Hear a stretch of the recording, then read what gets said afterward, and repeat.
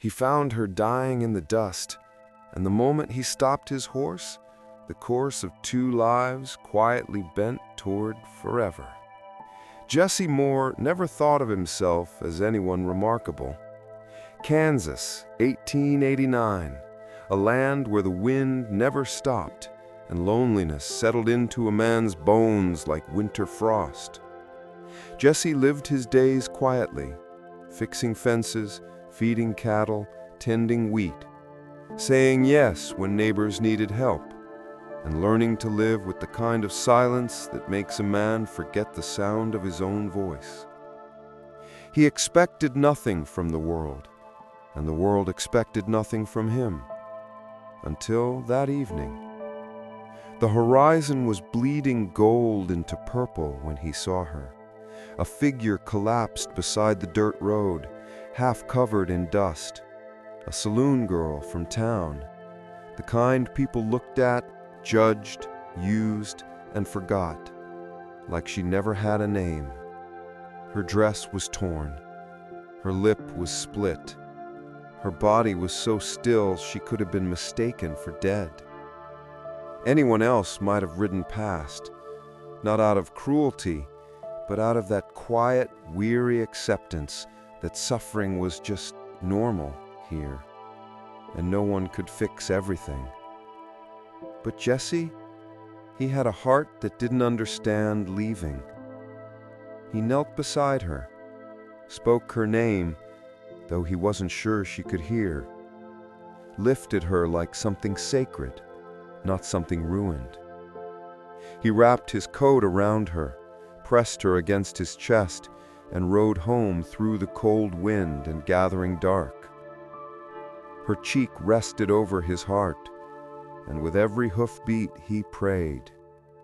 He laid her in his mother's old bed, the only soft place left in that house, and he didn't sleep for 3 days. Then came the fever, terrible, unrelenting. She thrashed. She wept without sound. She begged ghosts he couldn't see to leave her alone. Jesse held her hands through every nightmare, whispered comfort though she was far away, read psalms into the dark because he didn't know what else to do. When the fever finally broke, she was so weak she couldn't even turn her head on the pillow. He fed her broth with shaking, calloused hands, learned to wash wounds with tenderness, sat awake through the nights just to be sure she was still breathing. He asked nothing of her, not her history, not her sins, not even her gratitude. The only thing he asked on the first morning she could sit up was, "Would you like to see the sunrise?" She nodded, barely. He carried her outside, wrapped her in a quilt, and together they watched the world turn gold. She began to heal, not just her body, but the parts no one could see. Spring thawed the land, and somehow, gently, it thawed them both. She tended the little garden beside the porch. He worked the fields, and for the first time in years, he hummed while he did it.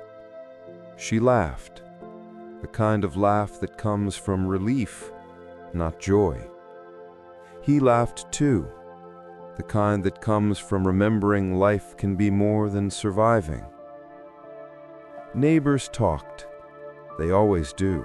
But when she took his hand in town, Jesse held hers like it was the most natural thing in the world.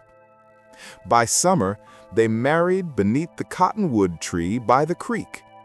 No church, no crowd, no pastor. Just two people who'd seen each other's brokenness and chosen to stay.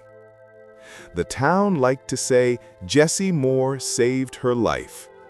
But those who saw the way his shoulders loosened when she walked into the room, the way his silence softened, the way his loneliness finally released him, they knew the truth. She saved him too. From a life half lived, from the quiet ache of never being seen, from believing kindness had no place in this world. Together, they built a life out of scraps others would have thrown away. Two wounded souls, one fierce love. A home stitched together with mercy, patience, and the courage to stay. Because sometimes, the person the world calls ruined is the one most capable of loving with devotion. And sometimes, the gentlest men are those who've walked through the longest winters alone. This is the story they never put in history books, that healing doesn't always arrive with glory. Sometimes it arrives quietly, in dust, in weakness, in broken hands holding broken hands.